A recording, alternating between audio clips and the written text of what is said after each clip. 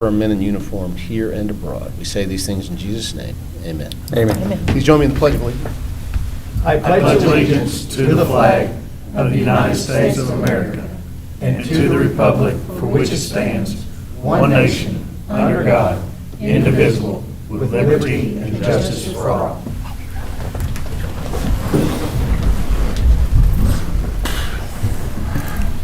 Madam Clerk, would you please call the roll? Magistrate Starks. Here. Magistrate Barry. Here. Magistrate, He'll be right back. okay, Magistrate Tompkins. Yes, ma'am. And Magistrate Putman. Here. Magistrate Southard. Here. Okay.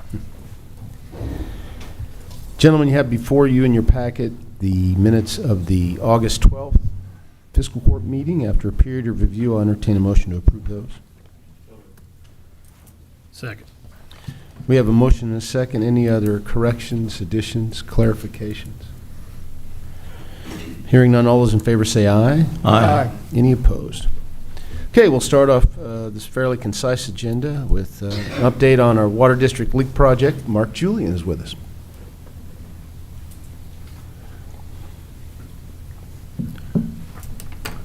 Good morning. Good morning. Hope everyone's doing well this morning. I just have a brief update, and I'd answer any questions you all might have. This first slide is just the water loss report that we are required to file with the Public Service Commission. You'll see near the top under water produced and purchased, we don't produce any water. We bought 52 million gallons in July from the city of Henderson, and we sold 30 million. The other information on this slide just shows like what was used for system flushing at when we fixed main breaks, when we've been hit by contractors, and I just want to note that those numbers on the right-hand column, they omit the thousands. So, and then the water loss, like if we have tank overflows, line breaks, line leaks. So anyway, the water loss percentage is up. That's the shorthand notes of this. And one reason for that is there was a large leak that it took us some time to find, but it was actually on the line buried under the Green River. That's an old line from at least the 1980s. And there was a new line that we actually got Division of Water to go live with, and we did that in early August. So that leak was found early in August, and it was isolated. And then we got Division of Water approval, which we have been seeking for some time. So it's a big milestone. We got the Division of Water approval to go live with that new line on the Spotsville Bridge. That line's actually been constructed since 2022. So it's been some paperwork stuff with the state, but we got it going, and now we have a redundant feed with Davis County also for an emergency interconnect. There's a new meter in place there. So that should help improve system efficiency and operations. Is that line on the bridge or under? Under the bridge. It's under the road deck. Yeah. But it's connected to the bridge. Yes, it is. It is connected to the bridge, yes. What keeps it from freezing? It's got insulation, it's got pipe wrap on it. Yeah, that was part of the project. This is in the submittal that I did last week to you. This just shows the leaks that we fixed in July. It has the estimated loss attributed with each leak, the date it was verified, the date we called in locates to get it fixed, and then when it was repaired. And then the field crew also put me some comments on the right, but that leak total you see is on the previous the water loss report. And then there's flushing that we do after every break to make sure that water quality is the best it can be, and then any tank overflows or fire department usage is supposed to be on this slide, but it is not, so apologize about that. One thing I'd like to say about breaks, it's been our standard practice that anytime there is a boil water advisory, if it affects under 30 customers, we will go door to door. We will knock on the customer's door, and we will put a letter if they don't answer the door. If they answer the door, we'll tell them and give them the notice. But if they're not there, we'll put the door hanger on their door saying that they've been affected by a boil water advisory. If it's over 30 services, over 30 customers, we advertise through Henderson County Emergency Management's HyperReach system, and then we'll also contact the media outlets like WSON, 14 News, and so forth. This just shows a breakdown of what we turn into the city each month. This just shows our active purchase points, and then one customer, which is, says KB Alloys, but actually AMG Aluminum. But this just shows the water we purchase from the north and south systems for the city, and each purchase points purchase water. So as I said, the progress is that we got that major leak found on the 8-inch main that's going under the Green River about right before the Spotsville Dam at the boat ramp. That got isolated, and it was a lot of money to fix. So we had that bridge water line that we're trying to get active, and we got it active. So additional staff has been hired, and they've begun training. We've been locating valves and exercising valves and mapping them with our GPS. The field tech, or the GIS field tech has been making great progress. It's a big system, and I do plan to hire an additional staff member, maybe try to buy another GPS to get more of these assets GPSed, because that's going to be important going forward for a lot of our activities on this project. We're trying to reorganize and get additional staff and training and supplies and materials so that we can bolster these numbers up, because 16 leaks in a month is not going to cut it. We want to hit these goals well in advance of what we laid out in the beginning of this project, and that's how we're going to do it. We've also, we talked about this last month, we got a pit dug at Delaware and Ridgewood tanks that's out there in the Hebbardsville, Niagara area, and then Spotsville, and we're going to be putting a flow meter on after Labor Day at the Delaware tank, and then we'll be exercising we are exercising valves now in anticipation of that project item after Labor Day, and we'll put the flow meter on, and then we've got a customer count of how many customers are on each side of the valve. So when we close the valve, we'll get a flow rate. We'll open the valve so we don't interrupt service. You know, most people are going to be at work anyway, but it should minimize any disruptions to service, and then we can really kind of give these leak detection teams, the contractor and the in-house tech that's still in training, we can give them somewhere to go instead of just going service to service. So Kentucky Rural Water is going to be helping us with that. It's going to happen after Labor Day, and this will help us further isolate and pinpoint system leaks. Staffing update, we just hired a new meter reader. They've got training scheduled at 10 a.m. today. When they get trained to where they can be on their own, reading meters, then we will pull somebody who's been helping out with meter reading back to the field crew, and we're trying to get an A and B field crew going so that smaller leaks can be handled with B and the main ones can be handled with A. And you're always going to have leaks in a distribution system, and we recognize that. What kind of bogs us down, lack of a better term right now, is 90% or so of the system's water lines do not have tracer wire on them. It is law that any new things we put in the ground do have tracer wire, so they can be located, with a utility locator. It's a simple, straightforward process. But without having that tracer wire on all these lines, we're probing in the ground. It's labor intensive. It's a slow process, and then witching is not an exact science. So that's how we comply with the 811 tickets that we receive, that if they're in the proximity of our mains, that's how we can go out and mark those lines and those facilities, those assets, so that they don't get hit. When we don't have tracer wire, we don't have them mapped, that's how we get exposed to a lot of main breaks due to contractor damage. Those guys and gals are out there trying to do their job to get their project done, whether it's the internet, fiber boring that's been done for Kenergy and Hempel Fiber, or solar projects in Roberts. But that's how a lot of our lines get hit, because we do our best to try to prevent it, and they do too, but inevitably it happens. Getting a lot of these mapping updates will help with that, and it'll also help track water loss and reduce it. So yeah, I talked about the field crew, I talked about the meter reader, the office staff, that was also in your update, how we're going through some changes with that.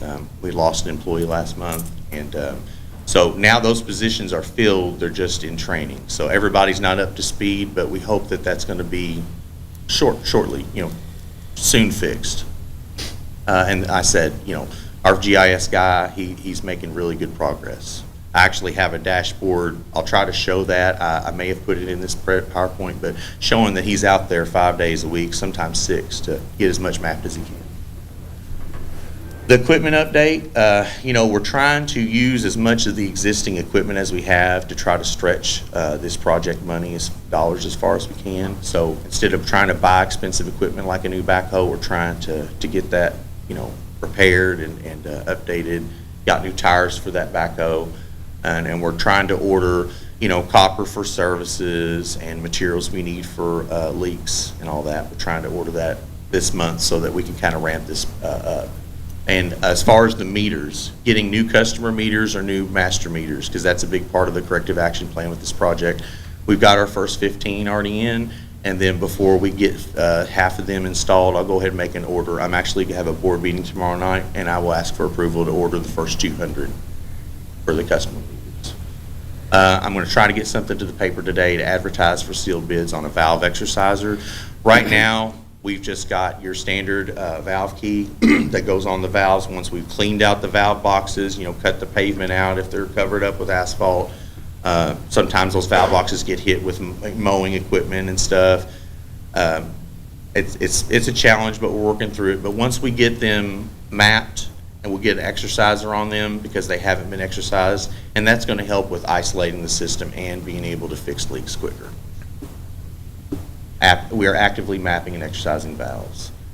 The contractor is freed up. You heard me talk about this last time. Sometimes things take a little longer than I would have liked, but he's been freed up in July, and now he's taking on more of assisting us with getting leaks fixed. This is the same contractor that we'll call if we needed help with any repair or leaks that we verified, because sometimes the leaks are on the customer side, and we try to always let them know if that's the case. And leak detection is going on in our highest loss zones, which are 4 and 5. That's Niagara, Hebbardsville, and Basket, Spottsville, and Reed. Talked about all that. 2 things on this slide I did want to say is the legal expenses for compliance with the PSC on this project. I was speaking with our legal counsel to get that filed, and that should have been filed this week. So I'll try to give y'all an update, but some project money is going for legal for that. And then the telemetry upgrade, we have a kickoff meeting tomorrow. So I'll try to give you an update on that next month.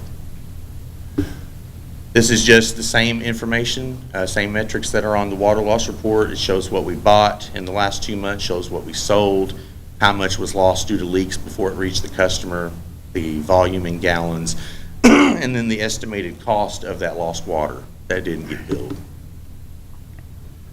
So July's numbers are worse. There's going to be some fluctuations as we get going with this, but we expect to bring that down. I attribute a large amount of that increase due to that 8-inch main. That it wasn't wide open, but there was a lot of water that was just getting dumped in the river. So I'm glad that we got that taken care of.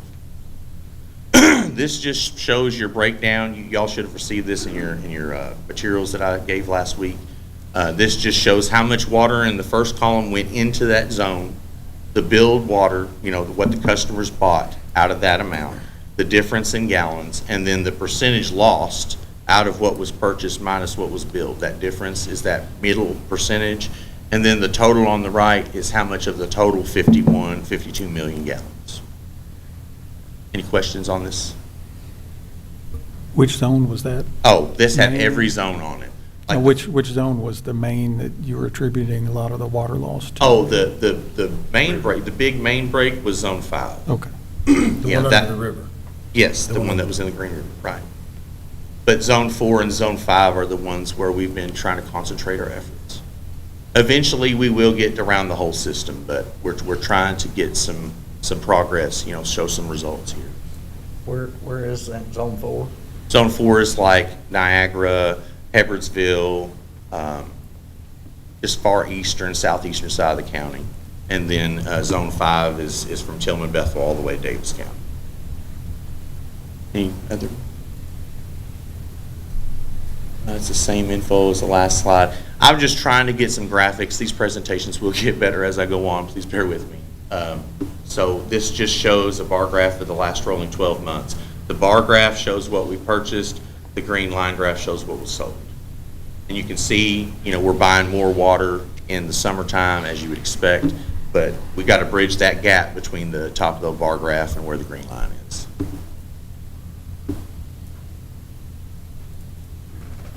Mapping, we've mapped 565 valves since the inception of getting our GIS going. We've got 2,000 meters, a course location, but our mapping tech is going to try to boost the numbers up of how many actually get GPSed with that high accuracy GPS we have. And then we'll continue to try to map more hydrants and valves and meters. When we go out, we try to at least, get some of the vegetation cut back, take pictures. That won't change with the season. Vegetation isn't as present in the wintertime, so we try to get good records of everything that's in the system. And then, if hydrants need paint or anything like that, we can address that as well. And this just shows everything that's green. If it's a green feature, it's been mapped with our GPS. So we're working extensively on the eastern and southeastern sides because that's where the water loss is highest, and that's where the valves are that we're going to need to do the flow metering.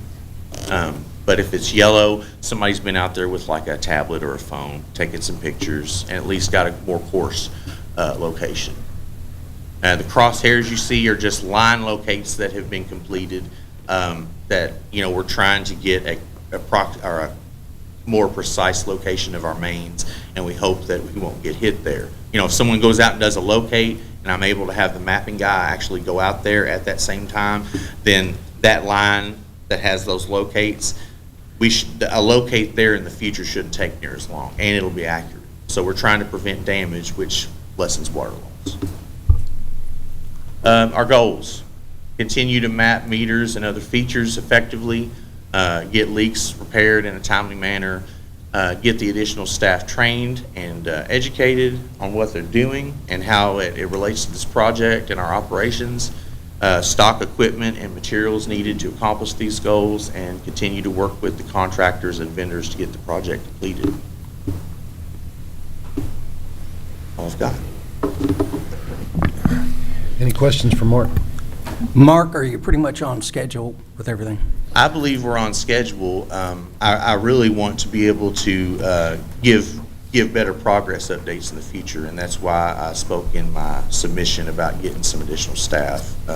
Not necessarily in the field, but due to the changes in the office, that's mainly what I'm trying to get some help with. But I believe the project's on schedule.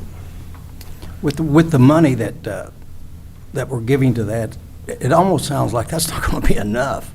That's something that I respect that evaluation, that opinion, but I'm trying to work within what we've got. There's always going to be leaks in a distribution system, and this did not get in this condition overnight. I am confident that with what we've got, we can accomplish the goals of the project. The system needs more TLC, and that's going to require more funding, but I'm not trying to come to the county, to the fiscal court, and say, hey, we need more money. I'm trying to work within what y'all have given us, because we appreciate it, and I believe that we can accomplish the goals. Yeah, it's almost like whack-a-mole. You fix this and that one, And that's exactly pops up, so. That's exactly how our staff feels too. But Thank you, Mark. thank you. You had a pretty major project that just came out of nowhere at St. Olaf Circle, right? Right. That wasn't extended, and there was a lot of water loss there. Yeah. Was that just part of the age of the system, or? No. St. Olaf on each time in the last few weeks, last 3 weeks, it's been because of contractor damage. Those guys are out there trying to do their job, and they're trying to exercise care.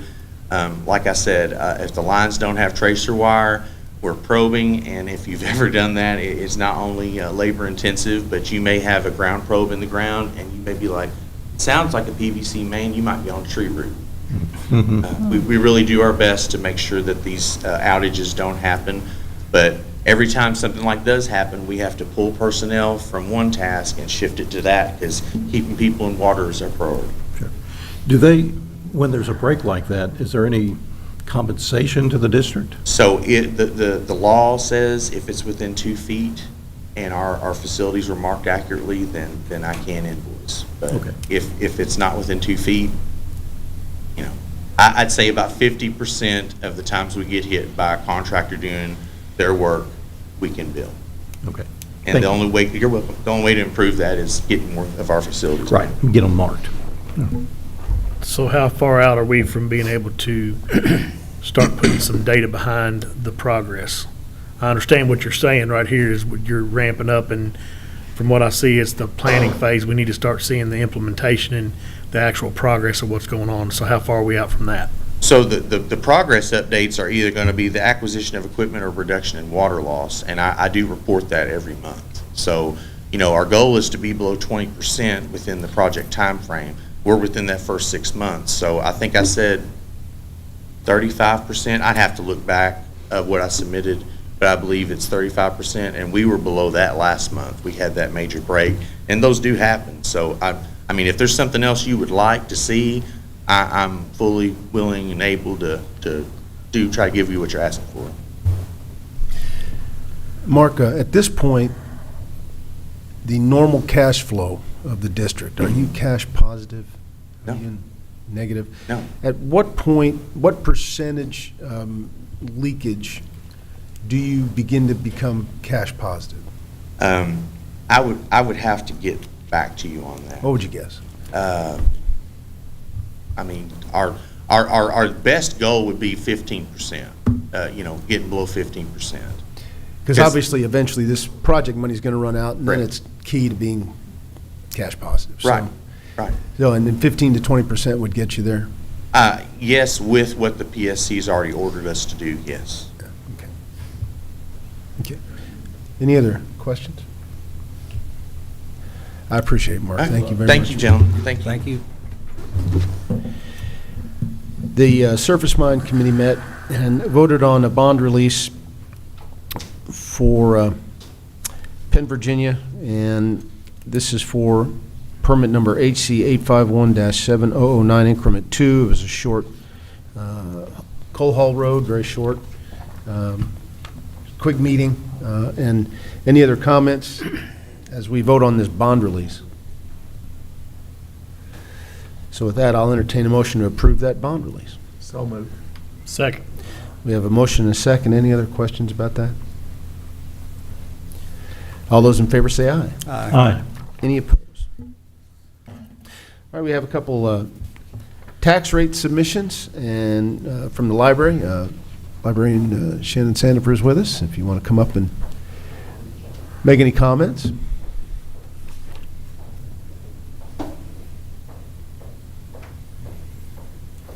Welcome. Annual reports. Okay. Thank you, ma'am. I always like to make sure y'all are up to date with everything you're doing. Thank you. You're welcome. Thank you.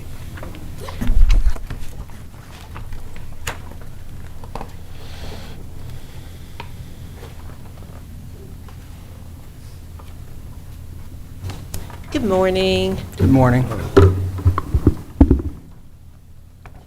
The Board of Trustees met on August 14th to set our annual tax rates, and they voted to adopt the compensating rate again this year, which actually reduces the tax rate 2 years in a row. So real property is 10.9, personal is 12.9, and motor vehicle is 2.3. Again, regarding the optional, the board voted not to take the aircraft tax, but are collecting watercraft and in-transit inventory. So there being compensating rate, we do not have to approve ourselves. We can vote to accept, and I appreciate the library holding the line on those taxes. And, Yes. any other questions of Shannon? Get a motion to accept these tax rates. We have a motion and a second. Again, any other questions? All those in favor Real say quick, aye. Judge, Oh. can I ask what's in your reserve right now? Our reserve is a little over 4 million, I believe. 4 million? Mhm. Thank you. You're welcome. Any other questions? Okay, all those in favor say aye. Aye. Any opposed? Thank you very much. Is Any there other- any questions I can answer for you regarding the reserves or anything? No, ma'am, just I Okay. was curious. Okay. It was probably submitted in the report, but I don't have it in front of me. I Oh, looked well, at that's it at okay. home, so. That's okay. I'm happy to answer anything. Thank you very much. And if you don't mind, if I can just point out a couple things from the annual report. A big one is over 257,000 items were checked out last fiscal year, which is an equivalent to $5.2 million for our taxpayers. So want to make sure and point out that. We welcomed over 166,000 visitors to the library. Over 2,000 meetings took place in our meeting rooms. A majority of them we offer free of charge. And of course, then we added a new bookmobile and we redesigned our children's reading garden. So just to let you know a couple of things that are going on. Any questions or anything I can clarify or answer for you, anybody? No, I think there's a lot of community pride in our library, and we get a lot of comments from visitors about how nice our library is for a town our size. Well, thank And you. obviously, the number of programs offered is really extraordinary for the size staff you have, so. Yes, and if there's anything we can ever do for y'all, please let me know. I'm more than happy to help the county in any way possible. I just Yes. wanted to, as a member of the Henderson Area Arts Alliance, say how proud I am to see that the library and the Arts Alliance are going to be partnering on the very first show, and it's going to be Yes. free. If Yes. you want to talk maybe briefly about that. Sure, that is September 21st?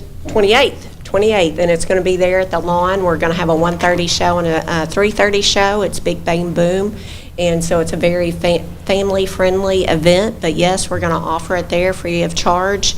It'll be outdoors if the weather is beautiful like it is today. If not, we have the meeting rooms reserved upstairs. But yes, yeah, thank you. We love partnerships, so. And will you be doing the turkey bingo again this year? Yes, we will be doing the turkey bingo. It is November 7th or 8th. It's the day after Art Hop, because we did move it to the Saturday. But if you're not familiar with what turkey bingo is, we know that everyone loves playing bingo, but we want to do more than just play games. We want to serve a community need, and food insecurity is a community need. So we come together and help families provide Thanksgiving dinner by playing bingo. Yes, and of course, Bill helped us last year call the bingo and things like that. So hopefully you're on board again this year. Happy to do it. All right. Yes. B4. Thank you. I hear he's got a voice for radio. Yes, And bingo. yes. That's the voice of Henderson. Any Thank other you. questions of Shannon? Thank you very, very much. Thank you so much for having me. Thank you. Thank you. We have our own tax rates to have second reading on, and I will ask the clerk to go ahead and read those into the record. Again, we are not changing our tax rates. This will be the 11th year in a row. We have not touched our tax rates, raised it by a single penny, so very proud of that.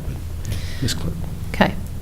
The property assessment has now been certified by the Commonwealth of Kentucky Department of Revenue, Office of Property Valuation, and permissible ad valorem tax, easy for me to say, right?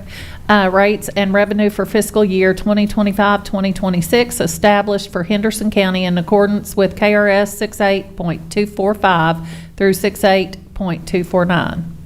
Be it ordered by the Fiscal Court of the County of Henderson, Commonwealth of Kentucky, that the following tax rates for 2025-2026 are hereby set. These are rates per $100, and then it gives the gross levy revenue expected. The real property is 12.8. The revenue, $3,699,836. Personal property, 18.4, with revenue of $873,964. Motor vehicles, 8.5, with a revenue of $387,145. Public service county real estate, 11.8, for $112,657. Public service county personal, 17.5, for $382,370. Watercraft, 8.5 at $14,728. Further be it ordered that a 3 cents per acre tax be levied on all privately owned timberland in Henderson County, which is required to be listed for taxation and credited to the Forest Fire Protection account. Any questions? Hearing none, I'll entertain a motion to approve those. Second. Motion and a second. Any other discussion? All those in favor, say aye. Roll Oh, call. I got to get a roll call, sorry. Oh, Magistrate Starks? aye. Magistrate Barry? Aye. Magistrate Southard? Aye. Magistrate Tompkins? Aye. And Magistrate Putman. Aye. And I'll vote aye for the record. Okay. Next in your packet, we have a mutual agreement, statewide mutual agreement resolution for emergency management. And Kenny Garrett could not be with us today, but he gave a short description for all of us just to augment what the resolution says. And he said this will allow the judge or Kenny to request mutual aid for other counties in the state in cases where extra emergency management assistance is needed. And this also commits Henderson to providing assistance to other counties when requested. Typical mutual aid agreement. This extends statewide in case they need us. And for those of you who remember the tornadoes, we went far and wide helping those communities. Kenny spent a lot of time in Hopkins County and Graves County, as well as Muhlenberg County. We were happy to do it, and I think that mutual aid, God forbid we might need it from them. So, any questions about that? The agreement's been reviewed and approved as to form and legality. Thank you, and it's a long resolution. In lieu of that, I ask for permission just to read the summary. So move.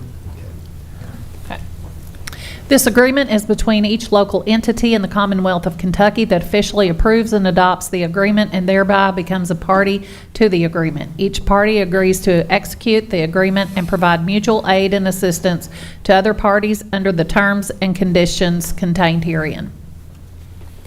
Motion to approve that. So moved. Second.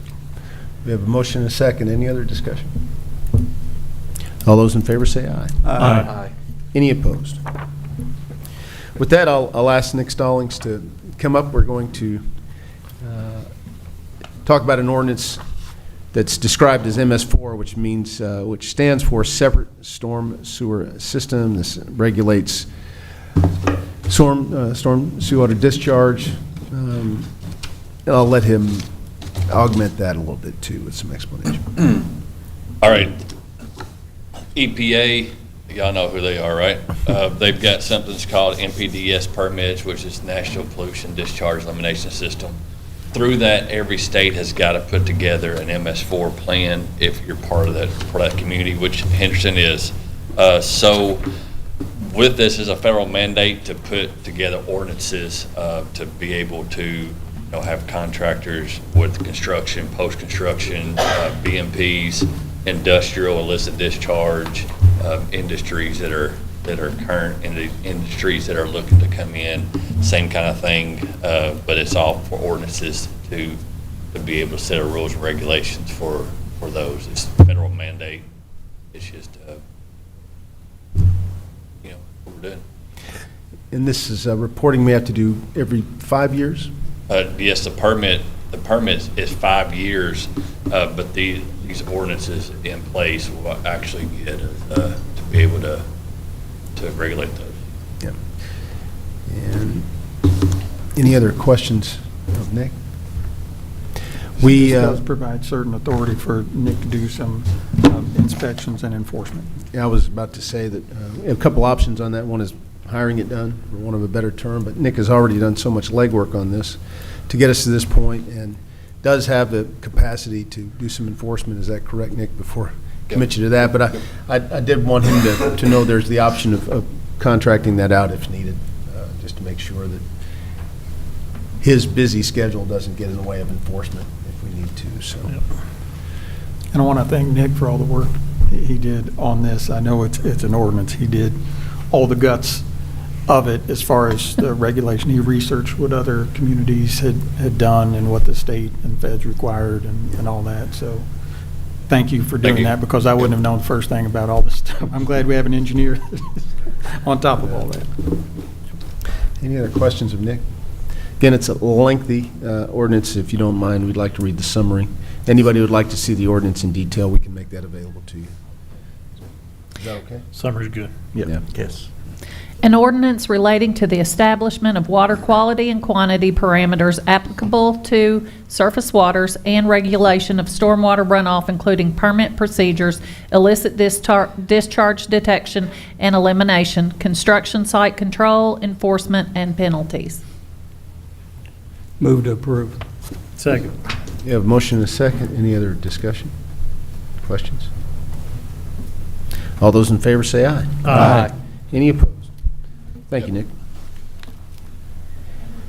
Next, call up Jailer Bruce Todd to go over his reports with us.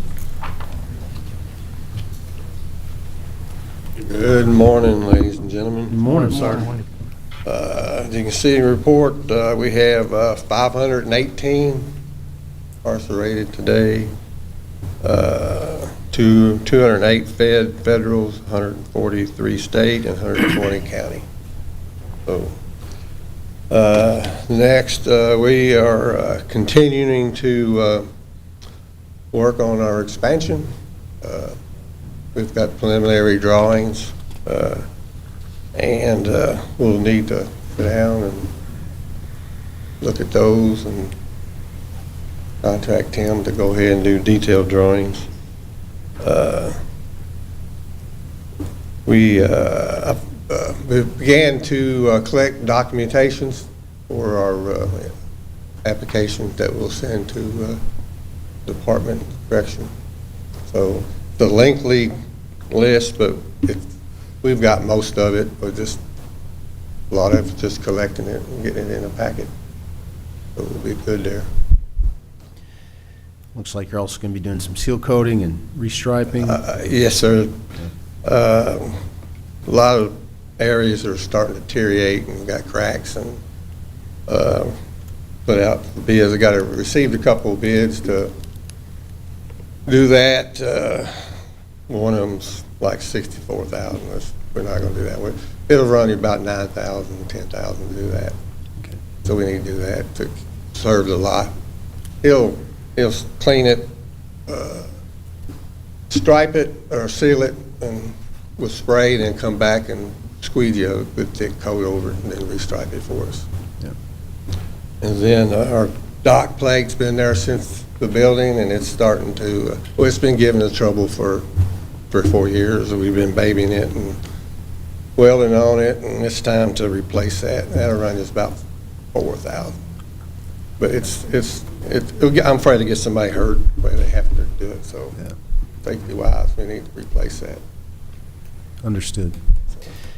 Getting back to the expansion project, I was discussing with Bruce before the meeting, the need, I guess, at this point to have a workshop where we all get around a table and talk more about the expansion, get some more of those detailed drawings. I know some of you got a little bit of a preview at Local Issues Conference, but I'm wondering if next Thursday afternoon might be a good target date to do that.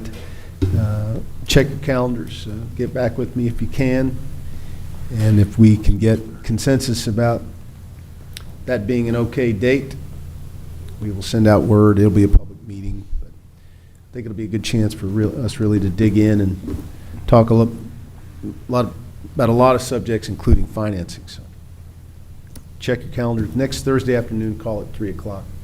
I'm good. I'm good. It's September 4th. Okay. Good. Anybody else have a problem? It's all good. Bruce, you think we'll get this before the end of the year? Get started? I think so, yeah. As soon as we get application, they approve, and we can start get our RFP out. It may be rushing it. It could be rushing Yeah, it could be rushing it. Ground broken before the end of the year, but it should be shortly after that. Yeah. That's when we want to do it, as soon as we can. Of course, winter's coming up. Yeah. Could be done before the end of this fiscal year, or at least well on its way, so.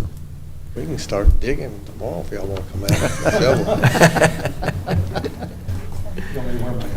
Yeah. All right. Okay, so we're going to shoot for next Next Thursday, September 4th. Thursday, 3 o'clock, right in this room, and we'll send out official notice of that. Thank Anything you. else? Sir. Thank you. Thank you, Jeff. Thank you. Call up Renisa Abner. Her reports are in the packet, though. Any questions about those? Need a motion to approve? Second. Motion and a second. All those in favor say aye. Aye. Any opposed? Mr. Gold, your report. Judge, I've got several checks today. A couple of interest checks, $83.18, $31.41. Flow through from the city, $458.33. Jail fees, $467.78.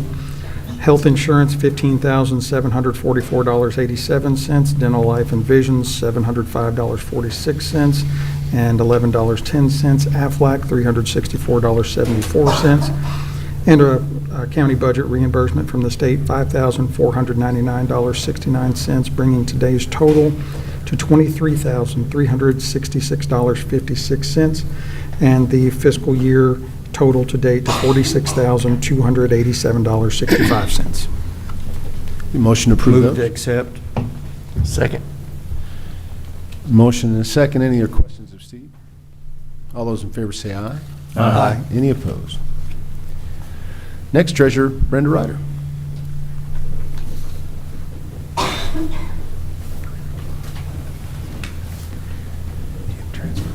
There are no transfers for today. You have received your bank balances after paying claims today, and your day-to-day appropriation lines should be at approximately 16%. I have one additional claim from the LGEA fund to the City of Henderson, $26,119.19. This is for the county's portion of 911 appropriation for the months of April through June of 2025, and is to come from the Communications Center 911 appropriation line. This is budgeted. Any other questions about claims? Move to pay the claims. Second. We have a motion and a second. Any other discussion or questions? All those in favor say aye. Aye. Any opposed? Thank you. Thank you. Before we get into good of the county, I did want to ask the members of the court to give us the go-ahead to sign yet another frontier on the opioid litigation adventure. And earlier this week, I guess yesterday, we got a question about joining yet another lawsuit involving some suppliers to some of the major drug makers who are involved in the ongoing lawsuits. And Steve and I reviewed that. Anything you'd like to add to the conversation, Steve? Yes, this is with regard to secondary manufacturers. There's a settlement in the works. So it's already been filed. Things have been going along. It's a question of a settlement at this point, and this is the secondary manufacturers. So the people that have to do with this is separate from the Sackler family and things like that we did at the last meeting. These manufacturers are Alvogen, Amneal, Apotex, Hikma, Indivior, Mylan, Sun, and Zydus. All Sounds those like names a- that just trip off the tongue. Sounds like a Lithuanian soccer team. But the Commonwealth of Kentucky is participating. So the question is whether or not to participate in the settlement that's in the works. If there are enough counties and cities within the state that join in the settlement, that'll determine whether or not these companies do that larger settlement with the state. If we do not participate, we have the right to continue on our own and fight those 8 secondary manufacturers. That is not something that is easy, and not something that our attorneys are recommending. So it boils down to they're going to be potentially handing out some money. Do we want to put our hand out to accept it or not? So with that, I'll need a motion to approve joining in the settlement process. So move. Second. We have a motion and a second. Any other questions on that? All those in favor say aye. Aye. Any opposed? Thank you. We'll take it if we can get it. With that, I'll open up to Good of the County. Anybody like to speak for Good of the County? Just come on up to the microphone. All right. Well, I want a couple items before we go around the horn here. The Green Prairie Development District has its annual luncheon on September 10th at 11:30 a.m. at Reed's Orchard in Owensboro. As a board member, I'm going to attend. If any of you would like to also attend, just let Kurt know, and we'll take your names down and get some RSVPs in. But it's right around the corner, September 10th, so let me know. Also, the Chamber of Commerce annual dinner is coming up on September 22nd. It'll be held at the airport. If you'd like to go to that, just again let Kurt know, and we'll get you some tickets reserved. So we'll start with Magistrate Starks. Anything for good of the county? Thank you, Judge, and good to see everybody. Thanks for coming in. And just a real quick one, I want to say a big salute to Steve, and all the fine folks of Taffy who had yet another very entertaining show out at the Fine Arts Center this past weekend. It was my honor to help with the sound effects. And if you enjoyed them, then great. If not, well, complain to the director because he's the one in charge. But anyway. Thank you. It was a lot of fun. It was a ton of fun. It was great to reconnect with a lot of my theater family from the past. And hats off to Bob Park. He's a true gem for our community.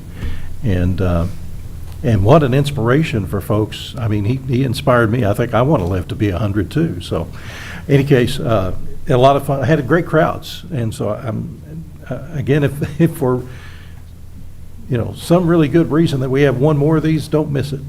But again, that was great. I just was going to put a quick plug. Our farmers market. I noticed that they're open today, and they're still going strong. I think they've got a lot of good produce out there and some other great things. So if you haven't checked them out, I know it's been kind of tough with some bridges being closed and with the overpass being shut down. Things are back open now. So if that's been preventing you from going out to the farmers market, please do. You can kind of feel that I think fall's trying to creep in here a little bit early on us, even though it's Labor Day weekend. But enjoy this milder weather that we've been having, and again, off to a good start for the school season. And we're going to have our Judges Scholars coming in pretty soon, so looking forward to that. And with that, that's all I have. Everything else is good. Thank you. Master Barry. Bill even covered the weather today. That's good. He makes it easy. Yeah, for me. Now, thank everybody for coming. Thank all the department heads. We have a good crew. Everybody does such a good job. Thank you, Judge, for the job you do, and all the other magistrates. I want to thank Nick for his work on the roads. He gave me my list today. Made it easy, and I think we're covered there. So thank you, Nick, for that. With that, I think we're good in District 1. Thank you. Thank you. Mr. Gold. Judge, it's been a big summer in the county attorney's office. Last week, Misty Stone, an assistant county attorney, presented at the Kentucky Prosecutors Conference. She trained all the prosecutors there on how to effectively deal with dependency, neglect, and abuse cases, which are some of the hardest and most complex cases to deal with in the entire judicial system. And she's recognized as an expert in the state on that, and we're really lucky to have her. Just want to give her a shout out for that. Also, Assistant County Attorney Macy Brown, now Branson, was inducted into the Henderson County Sports Hall of Fame. And our child support assistant county attorney, Lindsay Beats, just welcomed a new child. She and her husband welcomed Millie James Beats into the world. So it's been a very busy summer at the county attorney's office, but a lot of great things and a lot of things to be celebrated. Also, just want to echo Bob Park at 93. He said this was going to be his last Taffy play, but it's not the first last play. So and I'm sitting next to him as the lights are about to come up, and he said, Steve, I think I may have one or two more of these I can write. I just don't know if I can physically be in them. And I'm like, well, we can just have you, stand on stage for a minute and go off. But what's great about that, like Bill said, it's a kind of become a family over the years of people that put these plays together, but there's a different charity that benefits each year. So all these people come together, spend a couple of months working on a play, put on something that's a ton of fun, but also does a lot of good for different charities within the community. So something great to be a part of, and thanks to Bill for helping, and everybody that came out. Thank you. Excellent. I'm glad to hear there were big crowds. Good. Master Putnam. Oh, thank you, Judge. Just want to say thank for the calls and the stuff. If you remember the last court meeting, no, I didn't go to sleep because I had a blood sugar issue. But I stayed upright. I'm fine. It's all good. Thank you, Bobby and Susan, for coming by and checking on me. But again, thank everyone for all you do for the county. And Judge, I think all is good in the fourth. Master Tompkins. A few things. Going to start to repair the roads in Roberts September. As soon as I get the dates for the road rebuilds and the affected areas of the solar, I'll have those put out on my Facebook page. I'm supposed to be getting that information to Nick and I this coming up week, so hopefully there's no delay there, but I'll have that out there. Also, September 12th and 13th, which is a Friday and Saturday, you have the ability to dispose of things you normally wouldn't be able to at the city of Roberts. The county puts that on, so put that on your calendar. And also, September the 2nd, the Planning Commission meeting. Make sure, if you don't know, there it is. Attend. That gives you the opportunity to speak, say your piece for the moratorium, and also anything else you'd like to talk about with the Turpins. And with that, that's all I've got for District 2. Master Southern. Oh, when you go last, you don't have to cover much. The one thing nobody mentioned is it is harvest season now, and there's going to be combines and tractors and semis and guys like me that don't drive semis very often, so watch out for me. There's a lot of activity going to be hitting the streets here soon, so please give us a break. Other than that, all's good in District 3. All right. Thank you.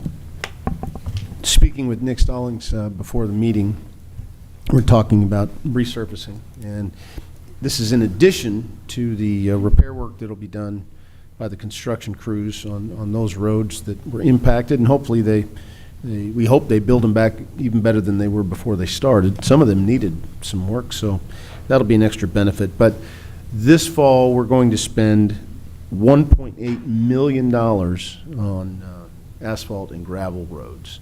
That probably is a record in this county, and that includes flex funds from the state, which we'll be voting on next meeting. But $1.8 million is a lot of asphalt, a lot of rock, and we will be using some of that money, if I'm not mistaken, Mr. Stallings, to convert historically gravel roads into new paved roads. We've done that the last 3 years, and it's really been a benefit to those people who have lived on gravel roads their whole lives, and really glad to see that happen. I mentioned the grad luncheon and the chamber annual dinner, so please, again, contact Kurt if you'd like to go. And with that, I will entertain a motion to adjourn. So move. Second. So we have a motion and a second. All those in favor can leave.